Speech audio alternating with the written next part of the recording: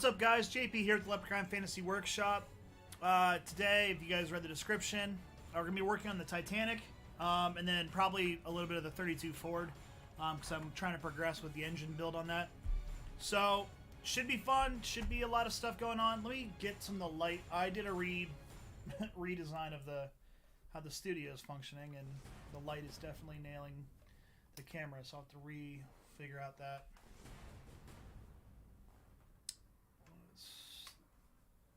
There's it off. There's it.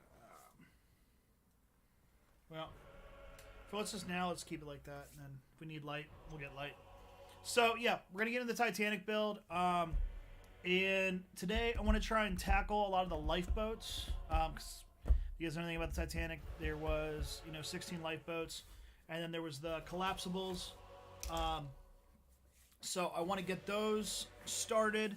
I'm going to probably put the funnels together as well, and then if there's any other big components, I'm not going to be doing the davits or like that because I have a bunch of flashing kits, and I'll talk about photo etching and that kind of stuff, but we're going to get into it. Should be fun. The funnels that I put together, just so you guys know, I probably won't be using, and I'll get into that, but I want to put them together just in case I use those, so it's one step less.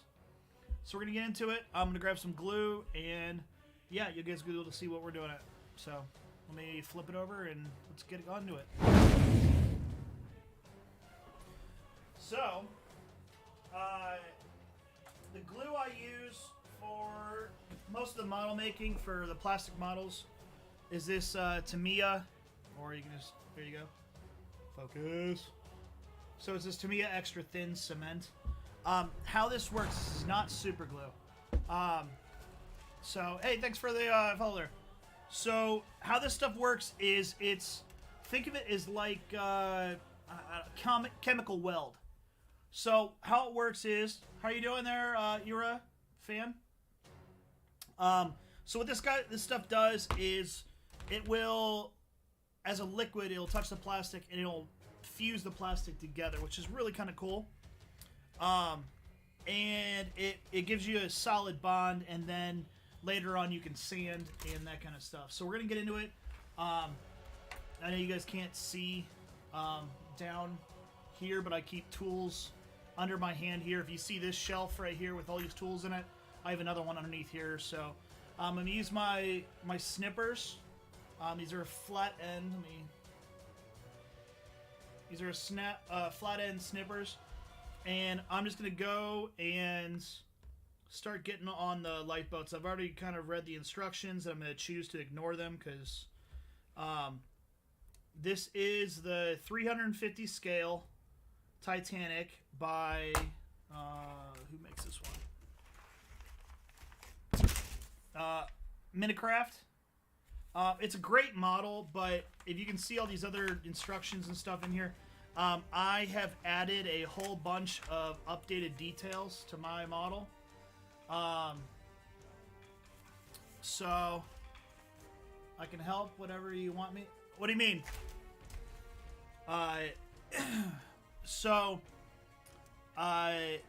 Yeah, I'm doing a bunch of upgrades. So what the instructions call for, and I'll just show you guys.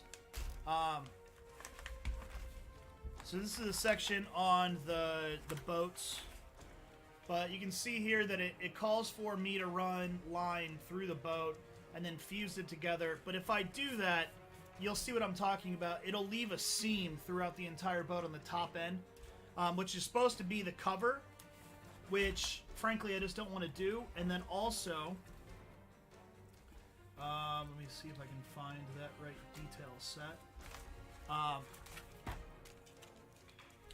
So this is my photo etching. And what photo etching is it's brass sheets. You can see how it's shiny. This is actually a piece of brass, very, very, very, very thin.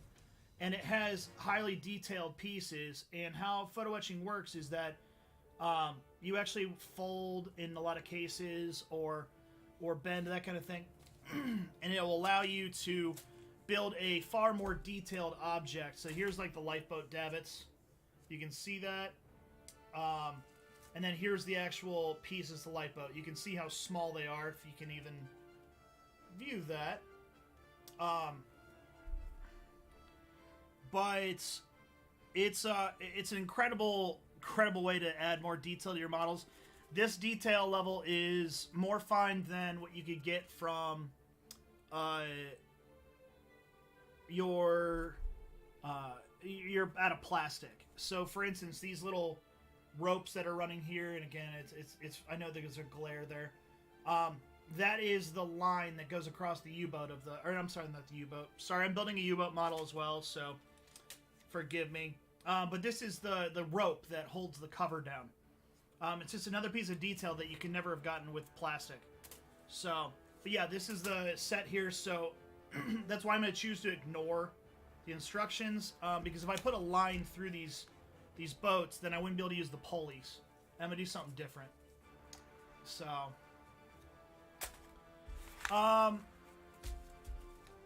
yeah. So, anyways, but we're just going to put them together. I'm probably going to clean them up later, but just putting them together is the big key today. And for those, here, I'll just show it.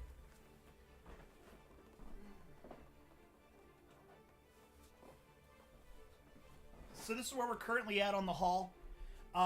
If you can see the underside, I did drill out all the portholes. I'm thinking about adding a lighting element, so that's a step that I need to do. But I haven't really fully decided, because that means I have to light up the interior as well. But I got the anti-fouling paint on it. I got the rudders on. I've got pretty much all the hull pieces done. Then I taped off for where it is, and so the next thing I'm going to do is when this is dried after it's been sitting for a couple days, I'll tape all the anti-fouling off, and then I'll do a black coat. And so, like I said, the bottom's going to be taped off. So, and then when I'm done with the black, I can just tape over that, and then do the white, and just work my way up. So, I didn't want to do the red first. I'm sorry, I didn't want to do the red last, because if you can see, I think it's on this back end here. If you can see here, a lot of the red from the airbrush moved in like little particles, and you can actually see the red showing up in the black. And so if I had started with white, then I'd have little speckles of the red in the white, which I don't want to do. But this color combo, actually really kind of cool. And let me put this back, and I'll show you guys what we do with that.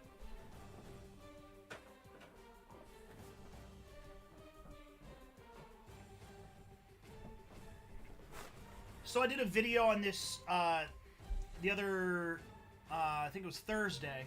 So this is Mcw Finishes. This is their Mill 2190E hull red. It's a flat color. It's not exactly the right red, though, for the Titanic. But it would be like a military red for a lot of your ships. And so what I did is I mixed this with a standard Tester's brown, a flat brown, and just kind of got it until there's your. I don't really like how they have labels now on every side of the Tester bottles. The old ones don't have that, but that kind of gave me that anti-fouling look that I was looking for. So just mix these two together. That was kind of a new experiment. Never tried it. I mean, I mixed Testers with Testers before, but never mixed with something else. I love this company, MCW. They're based out of Canton. It is a little bit more upscale for the paint.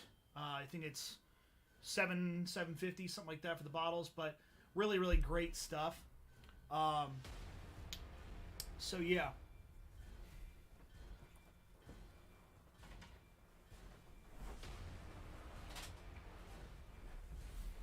So, getting back into it, you're from MX. And what, I don't know. I'm sorry. What's MX? Sorry, I have a. When I'm trying to think on all the stuff I do with model building, if it's something that's very obvious, I should know.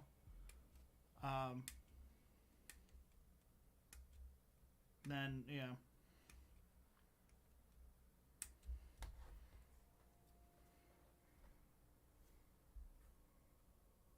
So the thing with these cutters is you want to have the flat end as flush as you can to the actual piece that you're snipping.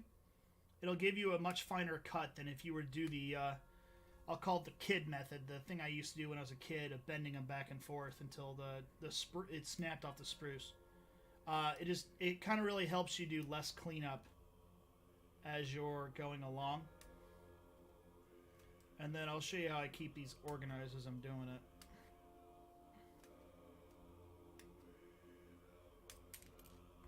So I already snipped that one. So this is how I'm going to keep these organized.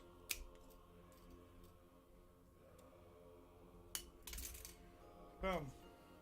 So now I've got less to work with, and I don't have to worry so much about, oh my gosh, this is here, this is that. And I know I've talked about these before. I use these organizational trays. You can see another one here. Whenever I'm building models, I build 4 or 5 models at once, and it just helps me keep my pieces organized and separate. And so yeah, looks like that boat. What I'm doing right now is I'm just test fitting. So if you can see here, let me zoom in for you. So I've got, I don't know if this is going to let me do this. Come on. Come on. I believe in you. Or I don't. Maybe if I get this a little bit more just direct. Come on. Come on. I believe in you. Alright, there you go. So you can see the... we got them on the spruce here, and like I said, I just snipped these off. These are all the exact same piece, and they're going to fold over into each other, so I can keep them well organized and, you know, keep them straight going. But how this is going to work is, one, I want to test fit the first one. I do see that I'll have to do a little bit of cleanup, even on the spruce. There's a little spot, but yeah, it's pretty straightforward and pretty easy, so we'll just get into it.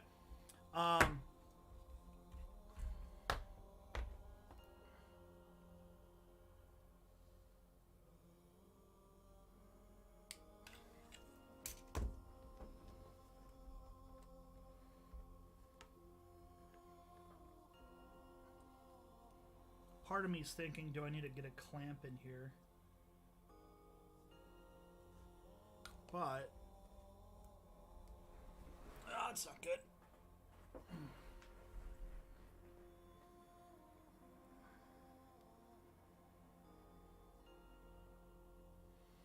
All right, and there's our first boat.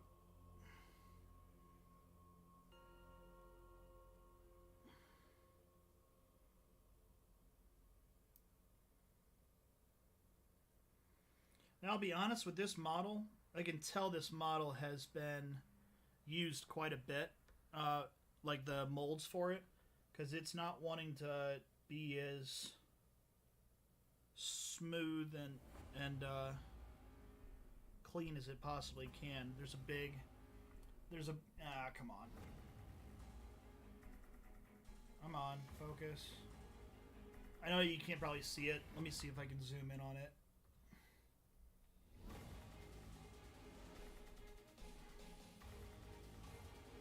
Come on. Come on. Come on.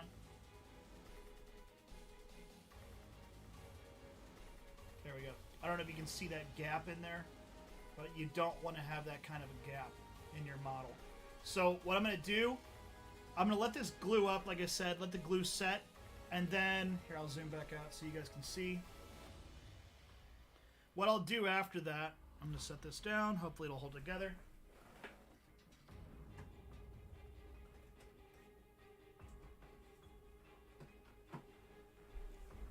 Is they make these products, Tamiya makes this, obviously, because it's Tamiya, but Tamiya Putty, so it's modeling putty, and then you can also use this contour putty as well. This is from Testers, and you can help, it's a filler that goes in between, just like Bondo on a car. It'll help hide those lines and give it so that it looks like it's one piece rather than, you know, two halves that are put together. So I'm going to start dropping the light boats in there, and we'll get rolling right along. it is kind of cool when you're building a model. I mean, this is going to get a little dark because it's not exactly, the word cool is not what I describe it as. But it's crazy to think that a ship as big as the Titanic only had, you know, the 16 main lifeboats. And I want to say it had 4 collapsibles. You know, like 750 people is all it could hold. I mean, it needed, you know, almost double that number. It actually did need double that number. Because 750 survived. I want to say it was like around 1,500 that died. So the lifeboats, if I remember correctly from my obsession as a child of the Titanic, was the lifeboats could only hold about 64 people. So that's just crazy. So there we got another one done. Like I said, these trays are really great. You can just pop them in there. And then you'll see when I do the collapsibles, how I organize those. And I don't know why, but on the spruces, I want to say there was 4 collapsibles off the top of my head, but there's 8 pieces for... I don't know if that's maybe because to give you options on how to put the model together.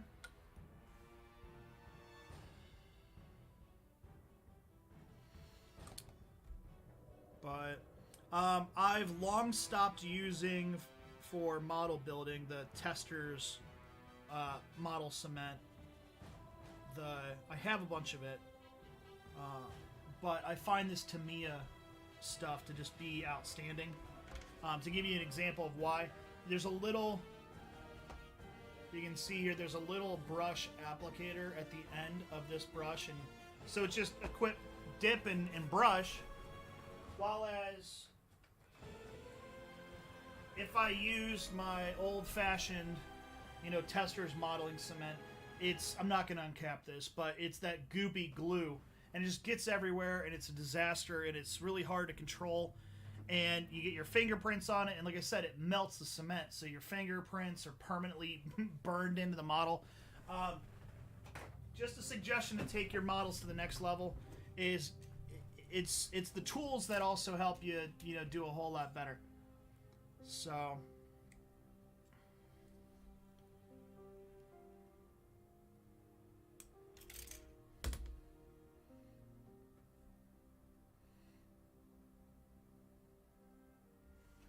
but yeah, I hope everybody's having a good day. This is my last day of my weekend.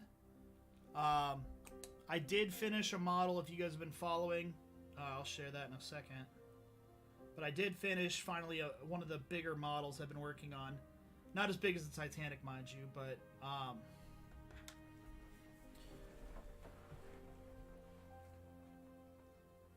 So, if you guys know, I work in trucking. Here, there you go.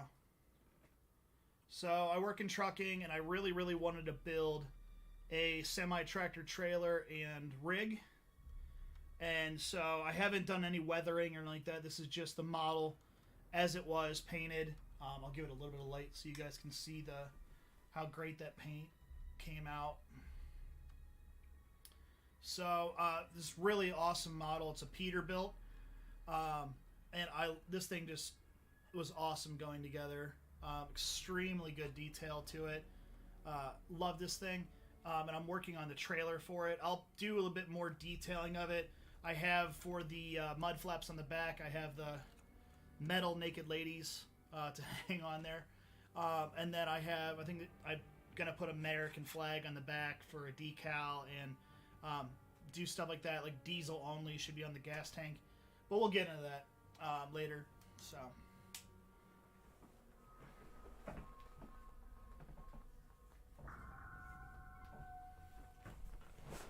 good to stay busy, good to stay active, so...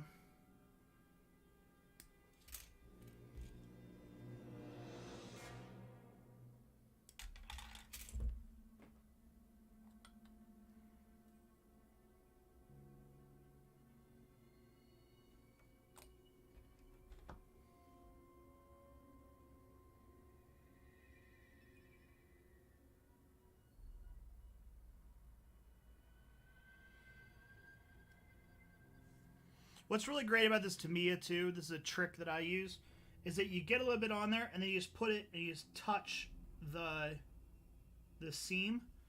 And this doesn't really help that much because you guys are not going to be able to see that. I can't even zoom in on that. But if you're doing it up close, you can actually watch the liquid drop onto the model and then run right through the entire seam. It is a great way to apply liquid cement through a model without having to, just tear it all apart.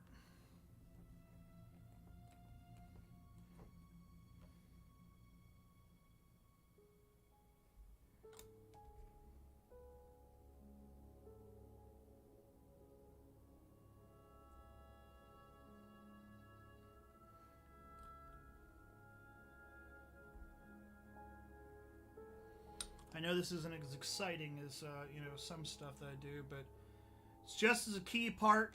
All model building it's a slow, progressive move that eventually you get to a finished product that, depending on how much time and work you put into it, it all pays off in the end. And oh, there we go. I do that all day.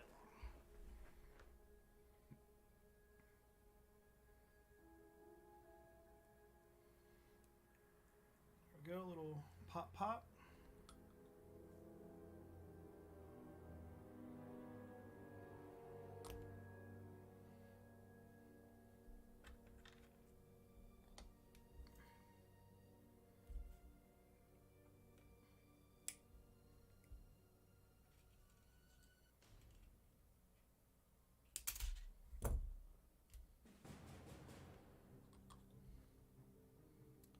So if you guys are model builders out there, what I recommend doing too is, some would think it's counterproductive, but, get a couple projects going on at once. Because, unless you're painting with acrylics, like if you're using Tamiya paints, that's a different thing, because that's a lot of it's acrylic. But when you're doing enamels, like what I'm doing for the models that I'm, like the true models, my Revels, my, Minicraft, that kind of stuff,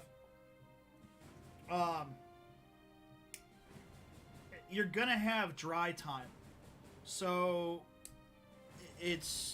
you're gonna have to paint your primer, then you're gonna have to put your base coat on. After your primer, you want to give it 24 hours with enamel, enamels to have a long dry time versus like acrylic. So that's just something to keep in mind. And so when you're waiting for the dry time, again, I've got the Titanic haul. I just painted that today. And it might be something that later, I don't know, today or tonight, I put a level on the hull for my U-boat. I haven't decided to do that yet, but it's a possibility. I've done crazier things. But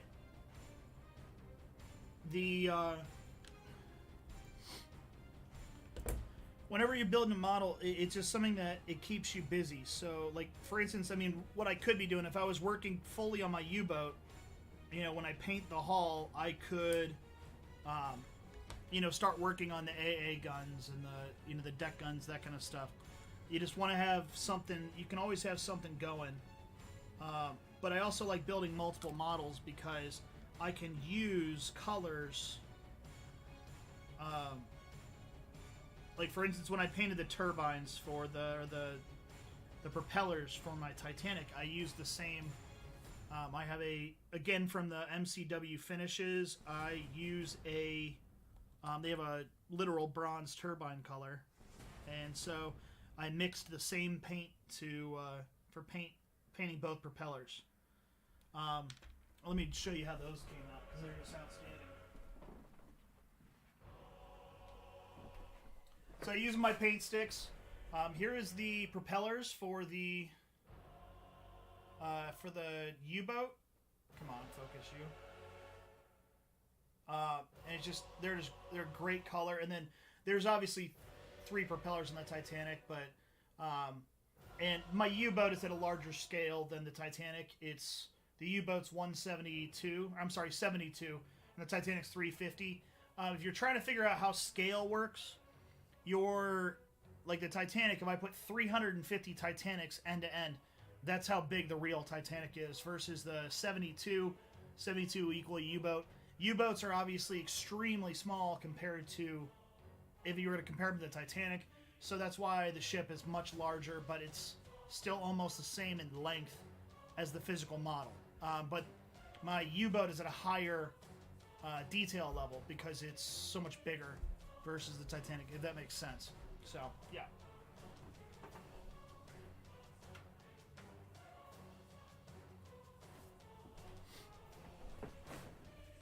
So, yeah, moving forward. But, yeah, it's just crazy to think that with the lifeboats, the Titanic, that,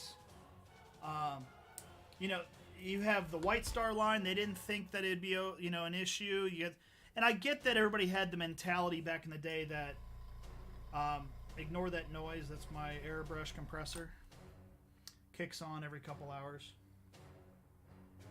I mean, a lot of people say, like, how did they never think that, they need that many lifeboats? You got to remember, the thought at the time was that the only way the Titanic would ever get hit is a penetrating strike, a blow to, like, a part of the hull. So let's talk about a lot of how ships collided back in the day. You'd have one ship directly hitting another at this angle, not skittering off the side and, gouging the side of it, like what happened with the Titanic hitting the iceberg. A good example, the Olympic, which was the sister ship of the Titanic, the older sister. It's always sad that the Olympic, no one really talks about the Olympic. The Olympic had a full career. It not only it outlived both of its sisters. The Britannic, if anybody knows, sank in World War One. It hit. There's controversy on that. I think the official is that it hit a mine. It sank, but the Olympic was in the war. I want to say the Olympic even sank a ship. I think the Olympic hit a U-boat and sank it. I can't remember on that, but I want to say that's true. You guys can Google that if you want. Let me know. But yeah, there's a whole bunch of really cool stories about the Olympic.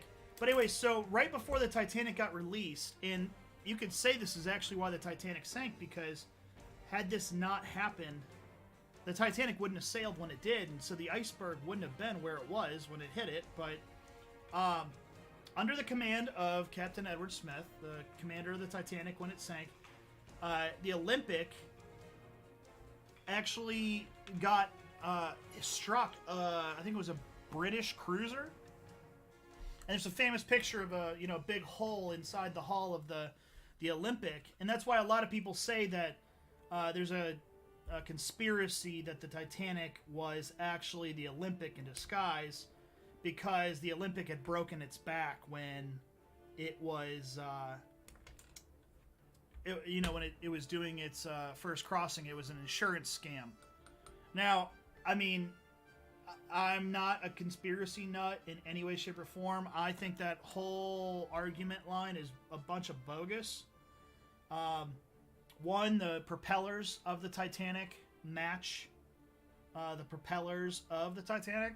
So if you look up pictures, from Robert Ballard's expedition, the guy who found the Titanic, you'll actually see, I think it's 401 or 402 is on the actual bronze propellers. And yeah, you could say, well, they could switch out the propellers. I want to say the propellers were already on the ship before the accident. So that's just a load of bogus that, you'd say that was there. And I mean, what kind of ship owner would think, oh yeah, totally, there's going to be, and then also, that's a whole line of cold-blooded murder if you think about it. Of they're not going to have enough lifeboats on the ship, and then purposely strike the iceberg to make it. I just don't think that the insurance claim thing. I think that's just crazy. People wanting to be crazy. But anyways, yeah. So the lifeboats thing though is just one of those crazy things that they thought that it's just lack of imagination. They never thought that a ship would ever get a glancing blow that would open up so many compartments to the sea. And what's remarkable, though, you think about, like, in terms of humanity in general, like, people always say that, for instance, the World War I, one of the common ways to describe World War I back in the day is the war to end all wars. Well, we had a crap load of wars since then, right? So, let me show you a trick I'm going to do with these to separate my U-boats.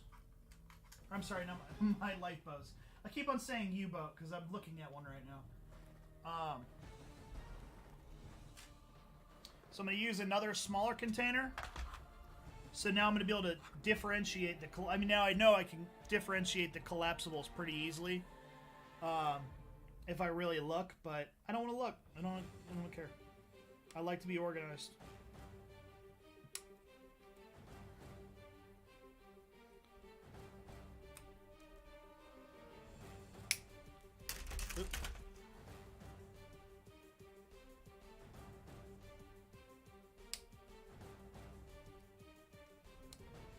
And I will tell you this, and this is, you don't have to do this with a modeler, but what I tend to do whenever I'm building a model is I do try to get a lot of either, not necessarily like my semi-tractor trailer, I did not look up a bunch of history of the Peterbilt or something like that. But I did look up a bunch of reference photos of what the motor compartment of a Peterbilt looked like. Because when you build a model, they're not going to give you the... they give you like a general, this is the color to paint it, and that's it. And that's nothing wrong with that, but I want to have an extra level of detail to my models, So, just looking at the... How do these go together? They're all in one row, so...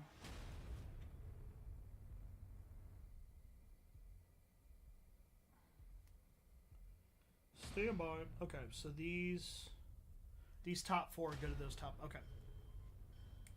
Sorry, these are they're all labeled level number 4, but they're not all the same.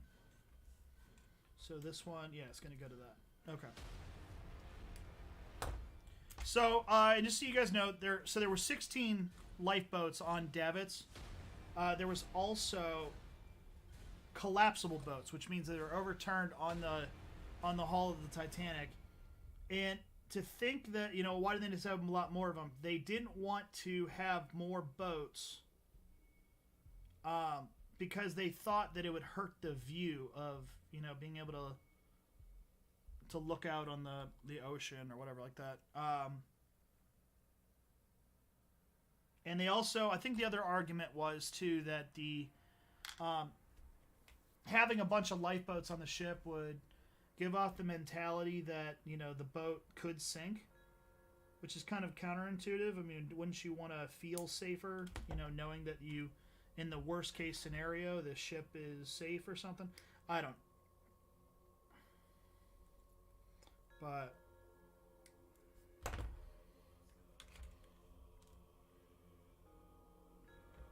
crazy world. But anyway, so going back to the Olympic, it was under the command of Edward Smith, who was the commander of the Titanic, who gets a really bad rap, I think, in my personal opinion. I'm not saying that I think that he was without blame at all. There's a lot of things that I think he's not blamed at all for, because he did pass in the sinking.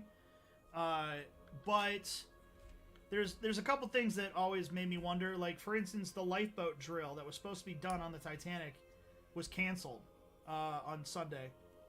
And, and they had Sunday services and that kind of stuff. And it's just like, that's really dumb, in my opinion. I mean, obviously, it's against regulations at the time and that kind of stuff. But I really can't say much. One time I was on a cruise, and I was a kid when this happened, so... but I was on a cruise. We boarded in Florida. And I know for a fact that they were doing a lifeboat drill while my family, was being boarded on the ship. And so we never, ever, like, went through the actual drill ourselves of where to go and what I mean... Now, I was a kid. I think I was, like, maybe, like, 14 at the time or something like that. But I don't...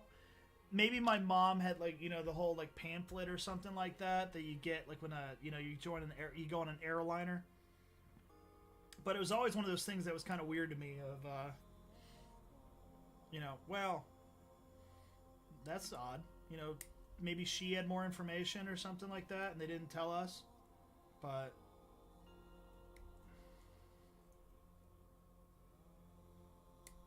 I always have that wonder, though, as a kid, if I was on the Titanic when it happened, you know, what would I do to try and survive? Because I am a guy, so obviously I would not get to, you know, go into a lifeboat. Oops, painted the wrong side. Which one do I need? That's weird. I thought I did both sides. Let's just pop him onto there. There we go. That'll work. That'll work. Just build it on the spruce, right? Add a little bit more glue to that guy. So this is my survival technique. If I were on the Titanic, in hindsight of what I know now to this day. But as a scuba diver, which I did that training way back when I was with the military, I think what I would have done, I think I could have survived in the water for the... I don't know, scientifically, Mythbusters aren't around anymore, so they can't disprove this, but I think what you could have done is gone to, like, the kitchens, because this is ye olden days, obviously 1912, and one of the key ingredients, at least according to my grandmother, for everything was to cook in lard, pig fat, or just fat in general. So I would think, and they had tons and, like, literal tons of lard on the ship. I think what I would have to have done is just get you have multiple sets of clothes, covered myself in lard, put another set of clothes on, and put lard on that. And yeah, I mean, I'm not saying it's absolutely perfect and that's, you know, I'm totally going to survive, but I feel like that would provide the insulation enough to maybe survive the duration in the water. I don't know. It's always been my thought as a kid of what I would do. But I mean, there is the baker. If you guys know the story of the baker, who, according to legend, he's one of the ship's, like, main bakers. He drank a whole bottle of whiskey, and you can see this if you ever watch the Titanic movie, the James Cameron movie. You'll see him for a brief snippet. He's throwing deck chairs and that kind of stuff off the side for people to grab on to float. And then at the end, there's actually, when Jack and Rose ride the ship, the bow down. I'm sorry, the stern. They actually cut to the baker, and you can see him in the all white, sitting on the railing. That guy is a real person in real history, and he drank a whole bottle of alcohol, and then stepped off, rode the Titanic down like an elevator, stepped off, he didn't get his head wet, and they say that the alcohol kept his body core temperature warm enough that he was able to, cling to a boat until, help arrived and survived, which, for me, that part is hard for me because I always thought that alcohol is a vasodilator. So I always thought that wouldn't work. I could be wrong, but yeah.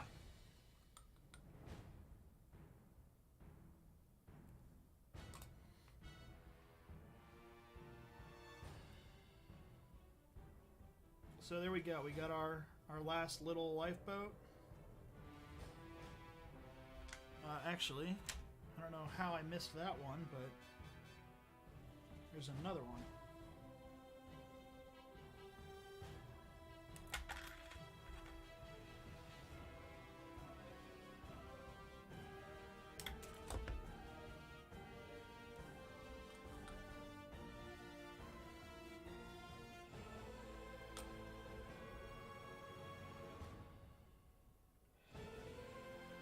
And like I said, the instructions for this actually say that you're supposed to run a line in between in the boat, and then the line will come out on both sides. And I'm not going to do that because what I plan on doing is something different with the lines. And so for me, I can easily thread something into that. Not obviously through the boat, but it will serve a better purpose. And I don't... So this boat is different than all the others. Let me see if there's a way that I can... Give me 1 second. This boat, there's a reason why I didn't clip this one the first time. This one's smaller. It's like a collapsible, but it's not rigged like the collapsible. You know what? I'll just put it in here, and I'll be able to... I'll remember. He says... I know I'll have to watch the live stream myself later and be like, oh, where'd it go? Throw that away later. Alrighty. So now I'm going to put the funnels together, but I do want to show you why I'm thinking I won't use these funnels. So as with any model, you can get these like upgrade kits, right? So these are the photo etching, and there's tons and tons and tons of them. I will tell you now, if you're looking at doing a model, this stuff is not cheap. And by not cheap, I mean expensive as hell. I think this whole set is for the Titanic. There is 1, 2, 3, 4, 5 of them. I think this was $75. It's from Tom's Model Works. You can look this up. Highly recommend if you're trying to make a model. You know, if you're going to do something, why not do it right the first time? Be as detailed as possible. But that being said, it runs on the pricey end. When I priced out doing this, I was looking at doing the Trumpeter model, which is... much bigger. It's a 1 to 200 scale, but the photo etching side was so much more. So this is why I'm thinking about not using those funnels, is that I did order, these are 3D printed in resin funnels. They're much more detailed. You can't really see it all that well, but obviously they're one piece, so there's not going to be any lines on them. But, I mean, I can feel it as I touch it. There is all of the riveting and all that kind of stuff is all over these. So when I paint them, that will show up. Now, and I did mark them as which funnel they were because they are distinct. The one thing I have a problem with is that, and you can't really notice it so much, but I accidentally broke some of the... it'll be easier if I use these. So on these, another reason why I don't like these is that they're all molded in, so just a vague line. This is like the brass piping that runs on the sides of the funnels. What I'm thinking about doing, instead of using the brass, I kept it on here, but I broke a couple of them because resin is very, very fragile. I'm thinking about actually using real brass metal line to simulate the actual brass piping, because then I won't even have to paint it. It'll be real brass. It'll look good. But yeah, so that's another thing I'm thinking about doing, but I'll probably be using these funnels, but I'm going to put these together just in case I pull an audible. I've been known to do that from time to time, and it's one of those things of I like to have, how do I put this? I love spares. You know, it's one of those things of I have, for all the car models I do, I keep a box of we cut the. Actually, you know what? This is a good example of something here. There's no good way to cut this with a cutter, so I'm going to use an X-Acto knife. I'll just go through, and if I see another one of those, I'll do that on all those spots. Because my fear is exactly the same thing that happened with cutting the resin. If I use the spruce cutter, it might make the fitting just snap right off. And I don't obviously want that to happen. Every bit of loss of detail is all the worse for wear. I know I just broke a rule there by cutting towards my hand, but I'm an adult. I do what I want. Come on.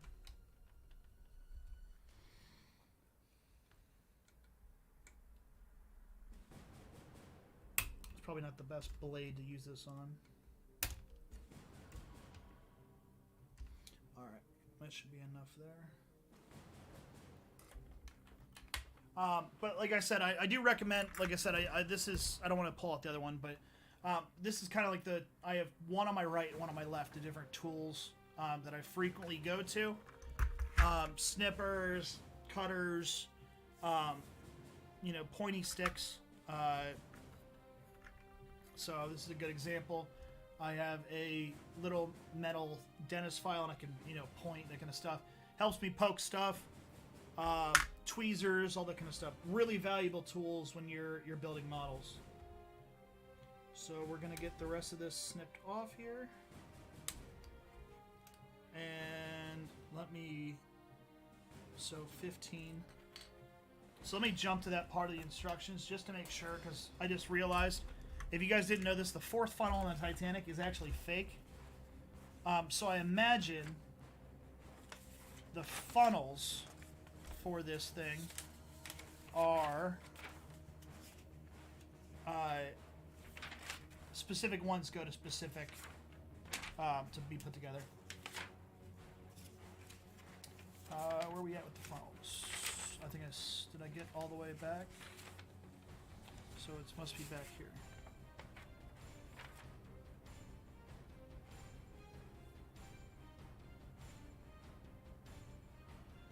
Alright, so funnel 1, I'm not going to do with all the side etchings and all that kind of stuff. I just want to get them together. 15 and 10.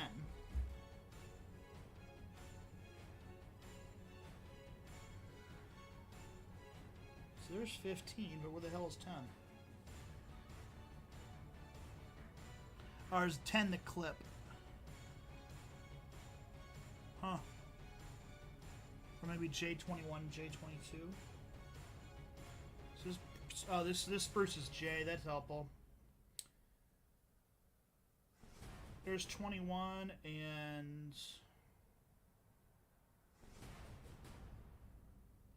so they fold. Okay.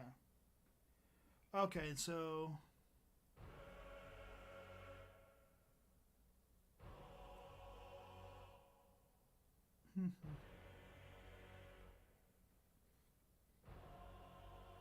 stand by. Sorry, guys.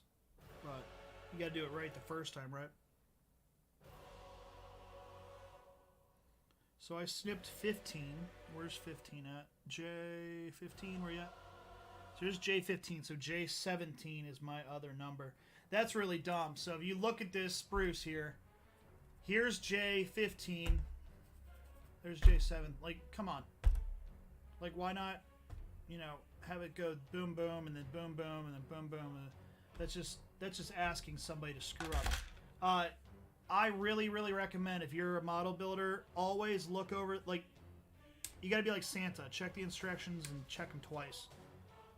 Because there'll be things that you'll do thinking that you've got it down or something like that, and then it's not until later that you're like, oh shit, well, that's not what I meant to do.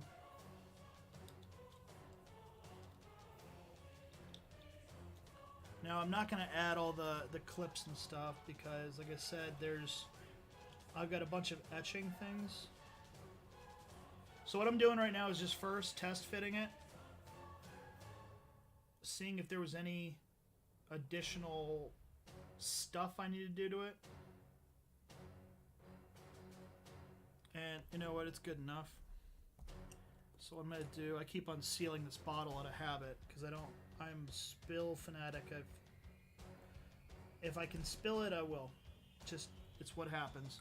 And I think what it'll be smarter is to work from my inside here.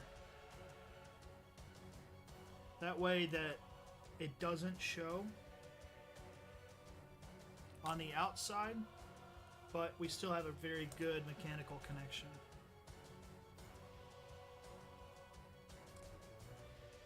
And mind you, these are not going to obviously remain white. What will happen is that I would prime these, and I didn't want to prime any of this stuff. Normally I prime a lot of stuff before I even start assembling. I'd like to prime on the spruce, and then I can cut and clean out.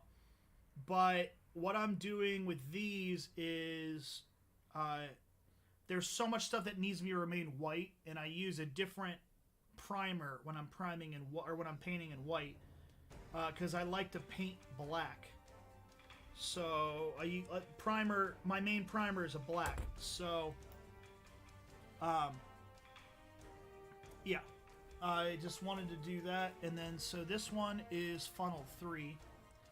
And let me show you. I'm going to do the exact same thing I did with those other funnels of labeling them.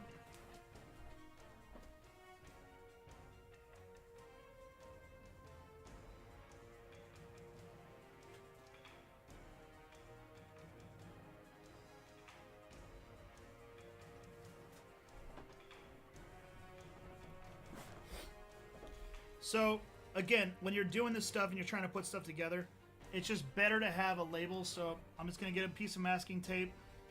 I don't want to use my painter's masking tape because that stuff's expensive. Just going to fold over a part, throw it on there. I always carry a pen with me.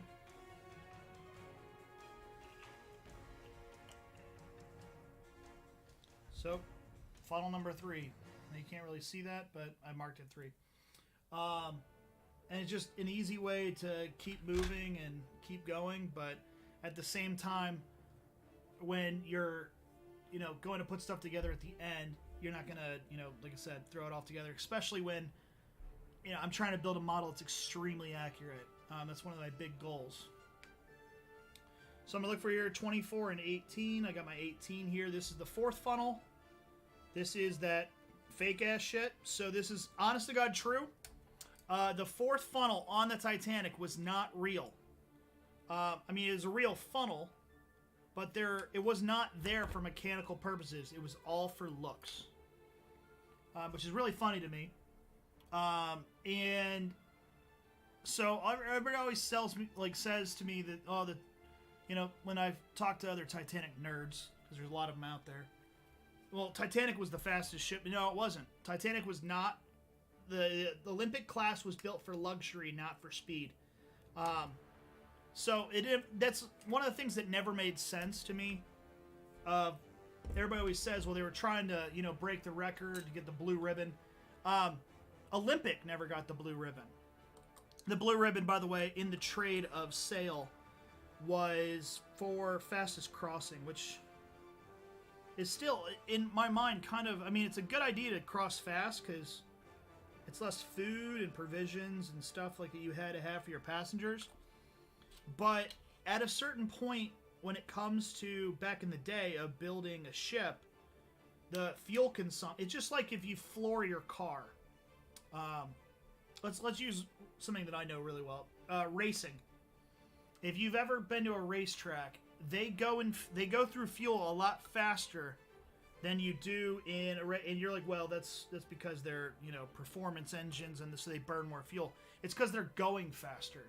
So the faster you go, the more fuel you burn. So at eventual points, it's one of those things that the money value is not just exactly there.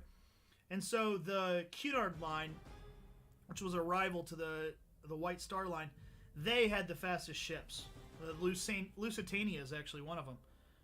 And Lusitania sounds familiar if you're a history buff. Lusitania is the ship that was torpedoed, and it got America into the war in World War I. So, yeah, the Lusitania, the Mauretania, those ships were faster. They had faster turbine engines. The Titanic was a really goofy design with engines. I mean, it was still, not goofy. There's a lot of other ships that had it too. But they had a turbine engine. They had, the standard triple expansion engines. Just kind of a unique design. I think the center was a turbine, and then the other two were triple expansion engines. So yeah, but just one of those interesting things regarding the Titanic. But so it wasn't the fastest ship. Why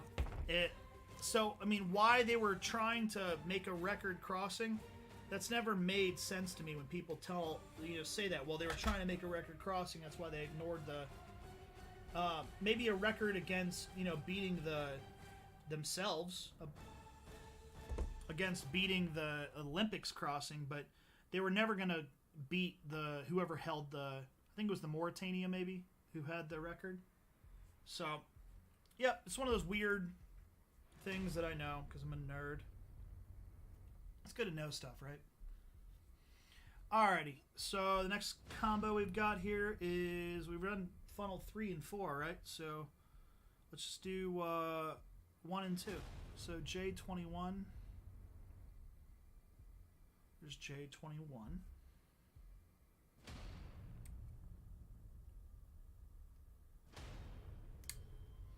And I just broke the brass. But like I said, I was going to do something different. I also hate the brass on this one. It's all fused together. So what I'll probably do is just snip the whole thing off. And like I said, you use real brass. I think that'd be a really good detail, and it would not be overly hard to do. Put my my soldering skills to the test, though.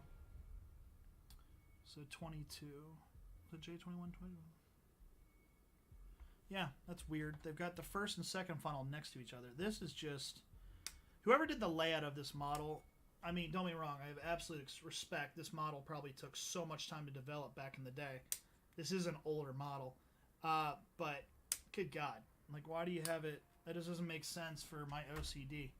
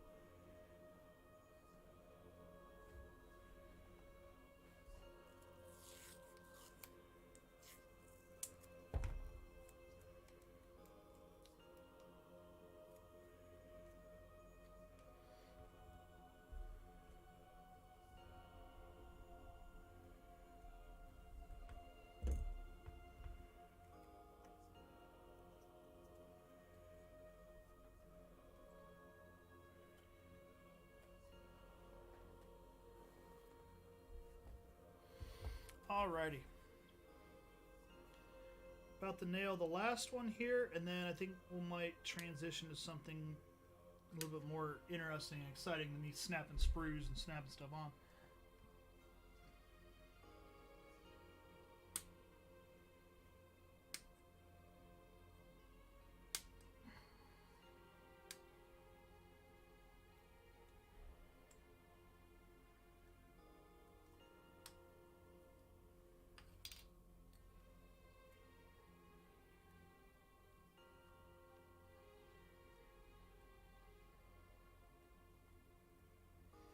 Alrighty.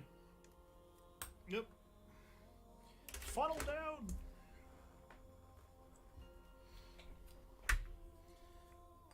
Interesting thing about the funnels too, by the way, because we're doing funnel number 2, is, and obviously this is not anything that can be proven, but it's just a interesting fact regarding the Titanic, and it's kind of a tragic story again. So the richest man on the Titanic was named John Jacob Astor. He'd be like the who's like Elon Musk of the day, like super rich, a little bit crazy, I think too. I don't want to say he's absolutely crazy, but he was on the Titanic with his new bride, who was like, if I remember correctly, she was like 18 years old. She was pregnant. Which, you know, whatever. He was in his